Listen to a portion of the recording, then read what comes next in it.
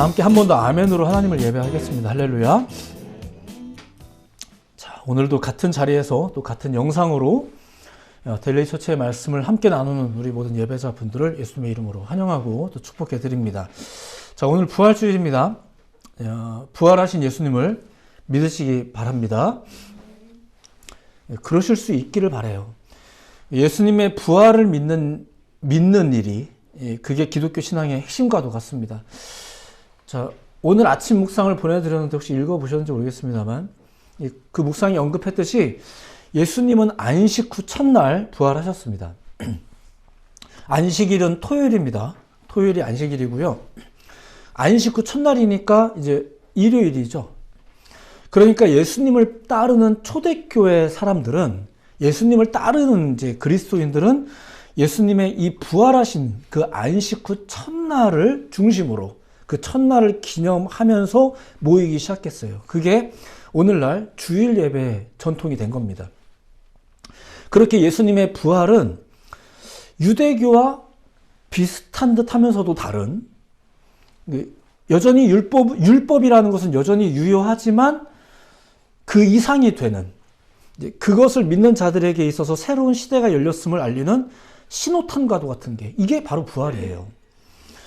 그래서 기독교 교회는 이제 이렇게 진단을 합니다. 어떤 사람이 진정한 기독교인인지 아닌지를 구별하는 가장 중요한 기준 중에 하나가 예수님의 부활을 믿느냐 안 믿느냐예요. 아무리 믿음이 좋아 보여도, 아무리 교회를 가까이 하고 또 교회를 매주 나오고 해도 예수님이 죽은 자 가운데서 다시 살아나신 것을 믿지 못한다면, 그리고 우리의 부활을 믿지 못한다면 진정한 그리스도인은 아니다, 이렇게 규정하는 거예요. 한편 예수님 이전에는 그러면 부활 개념이 없었나? 있었습니다. 그러니까 유대교인들에게 부활 개념이 없었나? 있었어요. 자, 있었는데 말 그대로 개념이었어요. 그리고 잠시 후에 소개해드리겠지만 조금 이상한 개념이 있습니다. 그리고 그것에 당시에 부활을 알고 있었던 사람들은 그런 부활에 익숙해져 있었습니다. 그걸 이제 소개해드릴 겁니다. 자, 예수님 때문에 이제 이 모든 게 달라진 거예요. 특별히 부활도 달라졌죠. 길고 무거웠던 율법의 시대는 이제 마감이 되고 새로운 시대가 열렸는데, 그게 무엇을 통해서? 예수님의 부활을 통해서. 그렇다면 오늘날 우리가 예수님의 부활이 어떤 부활인가? 그래서 좀 지식적으로든 뭐로든 좀 알아야 되지 않을까? 신앙이 지식과 이해를 통해서만 생기는 건 아니지만 여러분이 잘 이해하실 수 있도록 저는 열심히 이제 설명을 해보겠습니다. 그게 제 사명이니까. 더불어서 이게 설명만으로 되지 않아요. 성령이 필요합니다. 그래서 저도 항상 여러분들에게 성령이 충만하기 위해서 기도하고 있거든요. 이제 그게 또 제 두 번째 사명이기도 하니까. 그러니까 여러분들도 두 가지를 삼으셔야 되는 거예요. 첫 번째는 성경에 대한 올바른 이해. 그러니까 졸지 말아야 된다는 얘기고요. 이 일을 위해서는 여러분들도 노력을 해야 되고, 두 번째, 여러분들도 저를 위해서 기도해 주셔야 돼요. 제가 바르게 먼저 공부하고 먼저 연구하고 여러분들에게 알려드릴 수 있도록. 이게 첫 번째고요. 두 번째는, 첫 번째 같은 두 번째는 성령 충만이에요. 이게 없으면 결국은 모든 일이 불가하기 때문에 그렇습니다. 그리고 그 성령 때문에 저도 이 일을 하고 있는 거고, 여러분들도 성령을 받으셔야 이런 말씀들이 이해도 되고 받아도 드려지고 이렇게 되는 것 같습니다.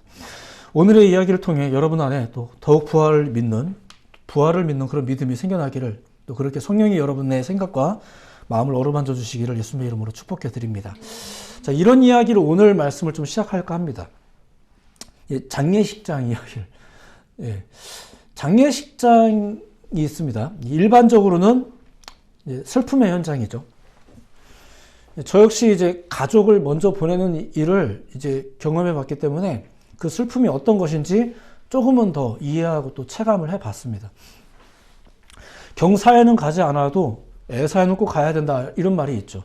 우리나라는 특별히 그 슬픔의 자리에 찾아가서 유족들을 위로하면서 또 그 슬픔에 동참하는 것을 또 당연하다고 여기는 민족입니다. 꽤 성경적인 가르침과 부합한 전통이라고 생각이 됩니다. 저 역시도 이제 직업적 특성상 장례식장에 많이 가는 편인데, 장례식을 집행하기 위해서도 그렇고 진행하기 위해서도 그렇고 또 그냥 위로자로서도 많이 가는 편입니다. 자, 그런데 그렇게 장례식장에 많이 가다 보니까 여러 풍경을 보거든요. 근데 이게 생각보다 상반된 풍경을 볼 때가 있어요. 그게 뭐냐면은 당연한 건 첫 번째는 이제 슬픔에 사로잡힌 장례식이죠. 뭐 당연하죠. 근데 기쁨과 소망이 넘치는 장례식도 있더라고요. 죽음이 기쁘다는 건 아니에요. 그런 얘기는 아닌데 이제 어떤 좀 다른 분위기의 장례식이 있더라는 거죠. 다시 말씀드리지만 장례식장은 기본적으로 슬픔이 있는 자리입니다. 사랑하는 사람 혹은 잘 알던 지인이 세상을 떠난 일이니까 당연히 그렇겠죠. 근데 이제 조금 다른 분위기가 심지어는 아주 평안한 그런 장례식도 있더라는 거예요. 왜 그럴까? 사람들이 보통 장례식장에 가면은 이제 뭐 하나요? 고인이 왜 돌아가셨는지 괜히 물어도 보고 도대체 무슨 일이 있었던 건가? 뭐 이런 걸 이제 근황을 이제 궁금해하면서 또 그런 이야기를 들으면서 유족들을 위로합니다.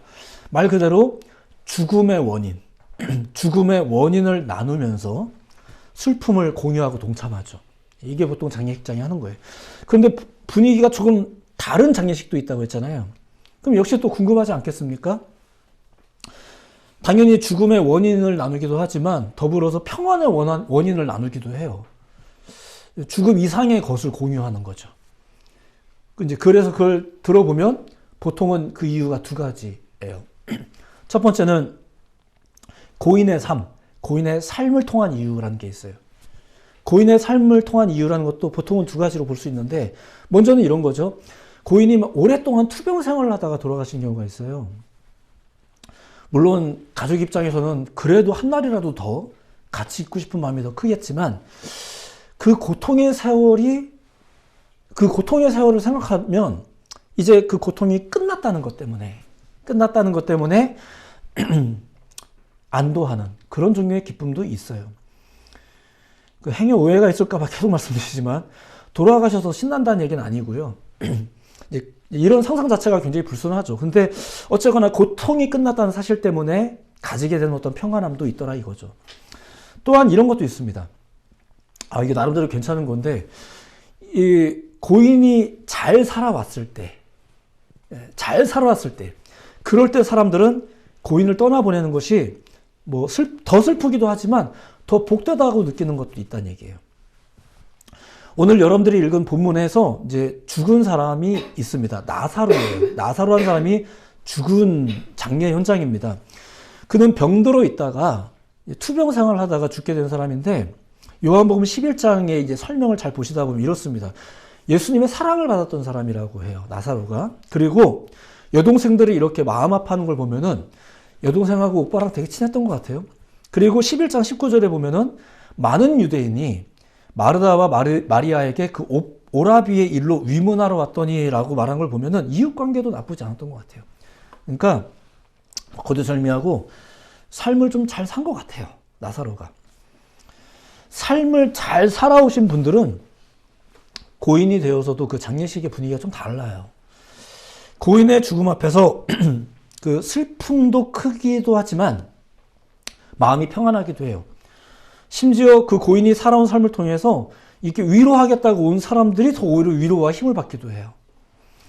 이렇듯 고인이 살아온 삶이 그 죽음을 이제 기쁨으로 받아들일 수 있는 이유가 되기도 해요. 혹시 이런 말들은 오해 없이 들어주실 걸 믿고 그냥 이렇게 이야기하는 겁니다.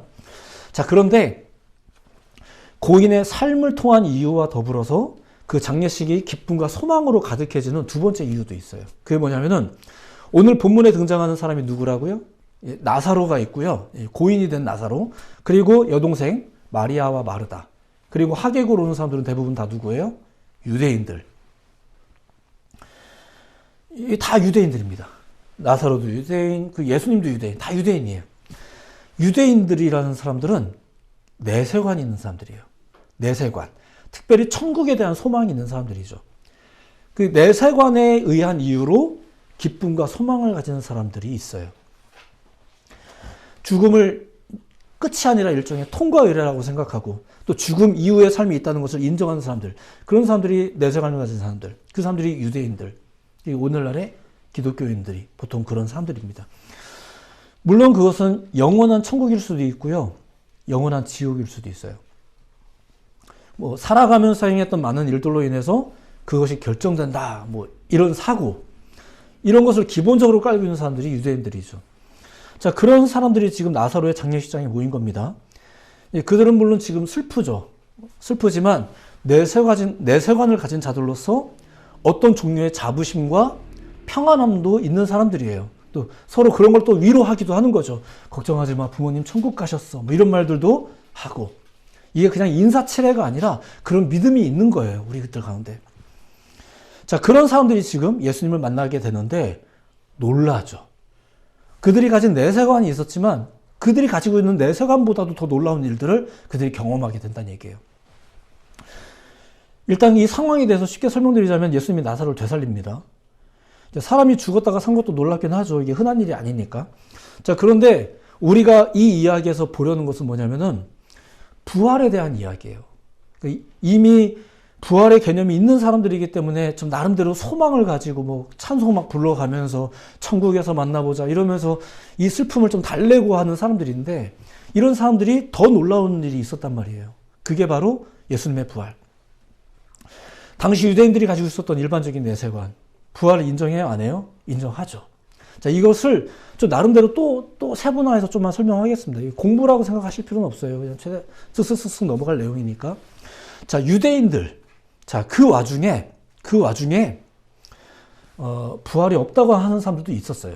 그러니까 이제 이야기를 말씀드리겠습니다. 부활에 대한 인식이 두 가지로 나뉘어지는데 첫 번째는 그 와중에 부활이 없다고 생각하는 사람들. 엄연히 그 사람들도 종교인들이고 엄연히 그 사람들도 유대인입니다. 엄연히 그 사람 다 교회 다니는 사람들입니다. 근데도 불구하고 부활이 없다고 생각하는 사람들. 아니, 부활을 거부하죠. 사두개파 사람들이라는 사람들이 그런 사람들이었습니다. 부활이라는 개념은 알고 있지만 그걸 거부하는 사람들. 사두개파도 유대교의 한 유파입니다. 그들에 대해서 조금만 설명하자면 이런 거예요. 바리새파, 사두개파 좀 이런 말 들어봤죠? 다 유대교의 종교 지도자 그룹입니다. 그 중에 바리새파들은 조금 더 종교적이라면 이 사두개파들은 좀 정치적인 사람들. 그러니까 사두개파 사람들은 바리새파 사람들보다 숫자는 좀 적었는데 왜 그런지 모르겠지만 오늘날로 표현을 하자면은 제사장 직급을 좀 독점하고 있었던 사람들이었어요. 좀 세속적인 형태의 지혜도 많았고 좀 젠틀하고 항상 양복 입고 다니고 교양도 있어 보이고 오늘날 목사님 같죠? 실제 포지션이 그랬다는 얘기예요.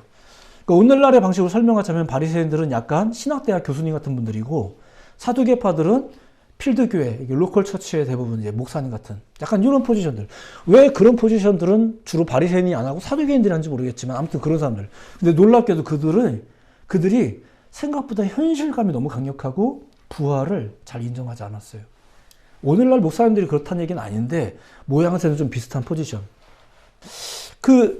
이 두 부류가 사두개파든 바리새파든 두 부류가 다 하나님을 믿고 내세관을 가졌던 사람들이면서도 묘하게 그들의 논리와 그들의 현실은 좀 본질에서 벗어나 있었죠.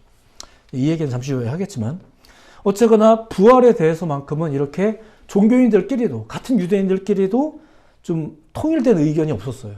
일치된 의견이 없었어요. 마치 오늘날에도 기독교 가운데도 개신교 가운데도 여러 교단이 있는데 너무 이게 안 맞는 분들이 있는 것처럼 이게 좀 있었어요. 자, 그런 사두개파 지도자들에게 신앙의 지도를 받는 유대인들이 있다면 어땠을까요? 이게 첫 번째 특징입니다. 하나님을 믿고 모세의 율법도 인정은 하는데 그 교회는 다니는데 부활, 천사, 영, 뭐 일체 이런 존재들을 인정을 안 하는 거예요. 지옥, 천국 이런 거 인정 안 하죠. 중요한 건 뭐예요? 현실. 축복 인정합니까? 안 합니까? 인정합니다. 자, 그런데 기왕이면 이 축복도 이 세상에서 받는 거다. 아니, 이 세상에서 받고 싶다. 이라는 거죠. 눈앞에 보이는 화려한 성전, 충만한 살림살이. 이게 신앙이며 영광이다. 그래서 부자들이 사두개파 목회자들을 좋아했어요. 그러니까 그런 신앙인들에게는 예수가 실망스럽죠. 예수님을 믿는다 말하면서도 그분을 업신여기는 거예요. 왜냐하면 이제 부활이 없다고 대놓고 말은 못하더라도 우리는 현실이 좋으니까. 현실적 축복이 더 좋으니까. 이런 거. 이렇게 신앙하면은 예수님이 좀 업신여겨집니다. 자, 두 번째 이런 것이 있어요. 당시 유대인들이 부활에 대해서 가졌던 두 번째 인식. 이 부활이 마지막 때에 이루어진다는 인식이에요. 일단 부활을 인정하긴 하는 거죠. 근데 언제 부활이 있다고요? 마지막 때. 그게 언젠지는 모르지만. 자, 이러한 이해는 바리새파 목회자들의 영향이 컸습니다. 그래서 바리새파에 대해서도 간단히 또 설명을 드리면, 바리새파 이러면은 이제 율법 해석에 굉장히 엄격했던 사람들이잖아요. 근데 사실 그들이 철저하게 모세 오경을 연구하는 사람들임에도 불구하고 사실 그들 상당 부분은 그 외에 많은 요소들, 그 외에 많은 요소들의 영향을 받고 그것을 신봉하던 사람들이었었어요. 그래서 그들이 이제 모세 오경과 더불어 많은 규칙을 만들었던 사람들이 이 바리새인들인데, 이제 그걸 예수님은 이제 장로의 전통과 유전이라고 불렀던 거죠. 근데 이게 지금 제가 좀 복잡하게 설명하는 것 같긴 한데, 쉽게 말하면 이런 거예요. 그들의 전통과 유전이 순수한 율법에서 파생된 게 아니고요. 당시의 세속주의, 당시 페르시아 종교의 가치관이 많이 혼용된 것들. 그리고 그러한 적용을 통해서 그들의 여러 가지 율법들을 만든 거죠. 아, 권사님 되면은 교회 직분을 받으면은 얼만큼의 헌금을 해야 됩니다. 막 이런 것들도 그게 본질적인 원칙에서 나온 건 아닌데 어디선가 나오긴 나왔겠죠. 그것이 일종의 세속적인 기준들, 그리고 조금 민망하지만 이제 그들의 탐욕에서 나온 거예요. 율법을 변질시키는 사람들의 탐욕에서 나오죠. 어쨌든 그렇게 바리새파의 교리와 유전 중에는 부활 개념이 분명히 있기는 있었는데, 그게 뭐냐면 이런 거죠. 인간의 행위에 따라 영혼이 소생한다라는 개념. 그러니까 예배를 정성 들여서 하면 복 받는다라는 개념이 샤먼에서 나온 것처럼 이렇게. 그러니까 그들이 가진 이 생각도 윤회 사상에서 나온 거거든요. 마치 윤회처럼 살아생전 선하게 살다가 이제 선하게 살았냐 악하게 살았냐에 따라서 소생한다. 언제? 죽은 후 4일 차에. 근데 그때 안 되면 마지막 때에. 이게 실제로 바리새인들이 가지고 있었던 부활 이론이었었어요. 이런 게 모세율법에 있나요? 이런 게 성경에 있나요? 어디서 나온 걸까요? 아무튼 이런 게 있습니다. 요세푸스의 고대사를 읽어보면은 그런 이야기들이 상세히 잘 나와 있지만, 그럼 왜 그렇게 가르쳤겠어요? 부활을 가르치긴 했는데 왜 그것을 마지막 때에 있을 것이라고 유보시켜 가면서 가르쳤을까? 누군가의 탐욕 때문이에요. 누군가의 탐욕 때문에. 그러니 그들도 예수님이 싫죠. 그러니까 사두개인들에게는 예수님이 실망스러운 존재였다면 바리새파들에게 예수님은 그냥 싫은 거예요. 그런데 어쨌든 바리새인들의 이러한 교리와 이제 무수한 원칙들이 당시 이제 백성들에게 과중하게 느껴지면서도 당시에 가장 일반적이고 가장 영향력이 있던 신앙의 교리였었습니다. 그러니까 평신도 분들은 그렇게 배우면서 신앙생활을 하는 거죠. 자, 오늘 본문에서 이제 예수님이 이렇게 말합니다. 23절의 내용인데 예수님이 이렇게 말합니다. 예수께서 이르시되 네 오라비가 다시 살아나리라. 이게 무슨 얘기예요? 부활 얘기잖아요. 자, 부활 얘기를 꺼냈습니다. 근데 부활이라면 이 말을 듣고 있는 마르다도 알잖아요. 그러니까 자기도 이제 이렇게 대답을 하는 겁니다. 24절에 마르다가 이르되 마지막 날 부활 때에는 다시 살아날 줄을 내가 아나이다. 알고 있긴 하네요. 부활에 대해서 알고는 있는데 어떻게 알고 있어요? 부활은 언제? 마지막 날에. 왜 그렇게 알고 있을까요? 그런 해석을 당시 종교 지도자들이 가르친 거예요. 바리새파한테 아마 배운 것 같습니다. 사두개파한테 배웠으면 이제 부활 없다고 생각했을 텐데 이제 부활 없다고 안 하는 것이 그나마 다행이긴 해요. 자, 이렇게 바리새파에게서 배웠던 부활 개념이 당시 유대인들에게 일반적이었었어요. 부활이 언제? 마지막 날에. 자, 그런데 예수님께서 말씀하시는 부활은 이제 뭘까? 그것은 이 세상 끝날의 부활을 의미하는 것은 이제 아닌 거예요. 그저 지금 예수님이 다시 살아나리라 라고 말한 거는 무슨 얘기냐면은 잠시 후에 자기가 행할 이적들, 내가 잠시 후에 하게 될 행동들, 나사로가 실제로 살아날 것에 대한 이야기예요. 자, 그러니까 예수님은 지금 부활을 설명하고 있는 게 아니라 부활을 나타내실 참이에요. 개념으로만 존재하던 부활, 그나마도 잘못 새겨져 있던 부활이죠. 심지어는 없다고 말하는 사람들도 있는 와중에 그나마 부활 인식이 있는 게 다행이라고 느껴질 만한 이런 상황에서, 그런 상황에서 지금 예수님이 부활을 나타내 보이실 참이에요. 최근 이런 말씀을 계속 드렸지만 예수님은 그래서 오셨고 또 그래서 죽으신 겁니다. 죽으신 이유는 뭐 때문에? 죄를 사해 주시기 위해서 믿으시기 바랍니다. 부활하신 이유는 뭐 때문에? 영원한 생명, 영원한 소망을 주시기 위해서 믿으시기 바랍니다. 그러니까 본문 상황에서 마르다는 예수님을 존경은 했어요. 예수님을 너무 존경했지만 사실 그 예수님이 부활의 주인공이고 메시아라는 것은 믿지 못하고 있었어요. 왜냐하면 예수님하고 부활 얘기를 나눌 기회도 없었고 지금 이 상황에 대해서 이 여인은 그저 슬픔에 더 깊이 빠져 있는 거죠. 그리고 그녀가 신앙인으로서 떠올릴 수 있는 부활은 언제? 마지막 때. 나름대로 교회는 다니잖아요, 내가. 나는 교회 다니고 있으니까 나도 나름대로 천국 믿는단 말입니다. 나도 나름대로 부활 믿어요. 근데 그건 언제? 죽어서 혹은 마지막 때. 그러니까 내 앞에서 예수님이 다시 살아나리라 이런 말 하면 그게 뭔 말인지는 알겠는데 위로가 돼요? 안 돼요? 예. 조금은 되겠죠. 나도 나름대로 신앙인인데. 자, 그렇게 그녀는 당시에 교리는 알았지만 눈앞에 예수님에 대해서는 충분히 몰랐습니다. 오늘날 많은 사람들이 기독교 교리는 알지만 예수님을 충분히 알고 있나? 우리가 예배는 하고 있지만 이전에 능숙했던 예배 방식에는 우리가 익숙해져서 오히려 그런 게 없을 때 오히려 아쉬워하고 이게 맞나 이런 생각이 들 때가 있지만 그게 중요한 게 아니라 우리가 정말로 예수님을 아나. 자, 그런 마리다에게 예수님이 이렇게 말합니다. 25절과 26절인데 읽어드릴게요. 주님의 음성 듣듯이 들어주세요. 예수께서 이르시되 나는 부활이요 생명이니 나를 믿는 자는 죽어도 살겠고 무릇 살아서 나를 믿는 자는 영원히 죽지 아니하리니 이것을 네가 믿느냐. 자, 이 다음 구절부터 먼저 보겠습니다. 마르다가 이렇게 말했어요. 이르되 주여 그러하외다. 주는 그리스도시요 세상에 오시는 하나님의 아들이신 줄 내가 믿나이다. 언뜻 보면 이 여자가 예수님의 이 말을 듣고 바로 믿은 것 같긴 한데 사실 믿은 거 아니고요. 그냥 인사로 여겼어요. 고맙습니다.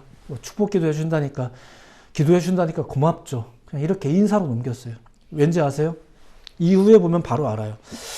예수님의 말씀에 대한 믿음을 가진 것보다 첫 번째 이유는 이제 이 죽은 오빠 때문에 슬픔이 큰 거죠.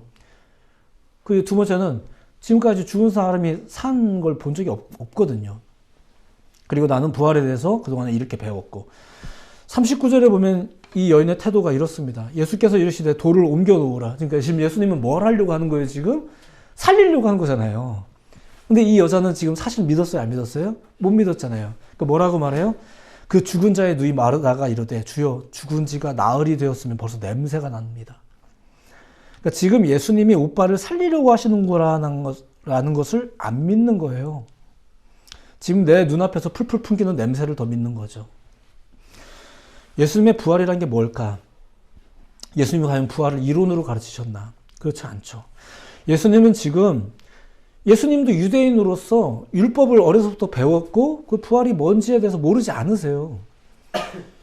근데 예수님은 이론가가 아니잖아요. 더군다나 지금 부활이 어떤 건가? 그들이 생각했던 부활은 어떤 건가? 다르죠. 하나님을 믿는 백성으로서 그 오랜 세월을 구원에 대해서 부활에 대해서 축복과 저주에 대해서 뭐 이런 종교적인 언어들 있잖아요. 이런 거에 대해서 그렇게 알고 있었던 유대인들조차 부활에 대해서만큼은 통일된 의견이 없었어요. 근데 더군다나 예수님이 등장해서 기막힌 이론을 가르쳤나? 아니죠.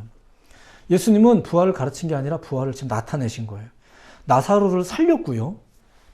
그러니까 죽은 사람이 다시 살아나는 일도 흔하지 않을 뿐더러 어쨌든 다시 살리셨고 근데 그 나사로가 저절로 살아난 게 아니잖아요. 예수님이 살린 거잖아요. 그리고 머지않아 예수님은 본인이 직접 죽었다가 부활하시거든요. 남도 살리고 본인도 사시고 예수님은 부활의 주인공인 것을 믿으시기 바랍니다. 25절과 26절에 예수님이 그걸 미리 얘기한 거예요. 나는 부활이요 생명이니 나를 믿는 자는 죽어도 살겠고 무릇 살아서 나를 믿는 자는 영원히 죽지 아니하리니 네가 믿냐? 믿음이 중요한 건데 죽어도 산다. 살아서 믿는 자는 심지어 죽지도 않는다. 그러니까 네가 믿냐? 갈수록 황당한 이야기를 막 쏟아내고 계시니까. 사실 예수님 이전까지는 본 적도 없는 거라 뭐 쉽게 믿기도 어렵죠. 그리고 부활을 믿기는 믿는데 내가 그동안에 믿었던 게 또 있잖아요. 이게 또 다르니까 이게 어렵죠. 근데 분명한 건 이 예수님의 부활이 그리스도인들의 가장 중요한 활력이 된다는 거예요. 성경과 이런 설명을 통해서 그리고 성령을 통해서만 받아들여지고 믿어지는 가장 강력한 신앙의 활력. 그게 아니면 그냥 우리는 기독교 종교인, 오늘의 말씀은 이렇게 정리하려고 해요. 자, 한 가지 이야기만 더 들려드립니다. 사도 바울이라는 사람이 되게 똑똑한 사람이었었어요. 신약 성경의 반을 기록한 사람인데, 굉장히 똑똑한 사람인데, 이 사람이 생각을 해봤거든요. 신약 성경 시대의 배경이 어떤 시대냐면 헬레니즘 문화가 만연했던 시대입니다. 철학과 이런 것들. 플라톤, 아리스토텔레스의 영향이 많았고요. 그리스도와 로마가 이제 막 통치하던 시절에 한참 막 이렇게 할 때 그런 시대에 스토아파 등이 영향력을 행사하던 그런 시대였었습니다. 자, 이런 시대에 사도 바울이 생각을 한 거예요. 이렇게 철학이 난무하는 시대에 세상의 모든 것들이 다 그리스 로마로 막 모여든다 막 이런 시대였을 때니까 이런 시대에 그 주요 도시에서 예수님의 복음을 전하면 그 복음이 전 세계에 빠르게 확장되고 알려지지 않겠나. 그래서 사도 바울이 그렇게 로마에 가서 설교하고 싶었던 거고, 그래서 그가 이제 아덴이라는 곳에 가서 실제로 이제 설교를 하거든요. 아테네. 아덴이라는 곳에 가서 예수님 복음을 전하게 됩니다. 어떤 일이 벌어졌을까요? 사람들이 그런 게 관심이 많을 시대거든요. 그러니까 사람들이 처음 그런 이야기를 들으니까 야, 또 대단한 분이 생겼구나. 이제 이런 반응으로 사도 바울의 이야기를 막 들었습니다. 그런 삶을 살았대? 야, 그런 이야기를 전했대? 야, 정말 특별하구나. 사람들이 들으면서 막 호응을 하기 시작했습니다. 그런데 그러다가 부활 얘기가 나오잖아요. 부활 얘기가 딱 나오니까 사람들이 뭐야, 신화잖아 이러면서 다 흩어졌대요. 부활이 그런 겁니다.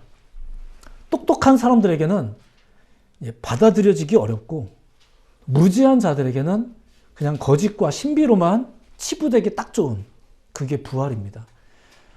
지금도 제가 이 부활이 이게 설명으로 되지 않는다는 걸 알면서도 제가 지금 설명하고 있는 거거든요. 그런 시대에 더군다나 신앙적인 소망을 가지고는 있지만 그게 뭔지를 제가 제대로 체감한 적도 없고 또 잘못 알고 있는 유대인들, 부활이라는 개념을 알긴 알아도 뭐 슬픈 건 슬픈 거고 썩어가는 시체 냄새에 더 영향을 많이 받고 예수님을 눈앞에 두고도 별다른 기대가 없는 신앙인들, 그런 이들에게 그런 시대에 예수님이 지금 본 적도 없고 개념으로만 듣던 그 부활을 보여주신 거예요. 그것은 능력 이상의 능력이고 이론 이상의 실제죠. 예수님이 완전히 새로운 길을 열게 된 분이라는 뭐 이런 이야기의 키워드는 부활입니다. 그래서 오늘날까지 그리스도인들에게 가장 중요하게 다루어지는 신앙이 바로 이 부활 신앙인 거예요.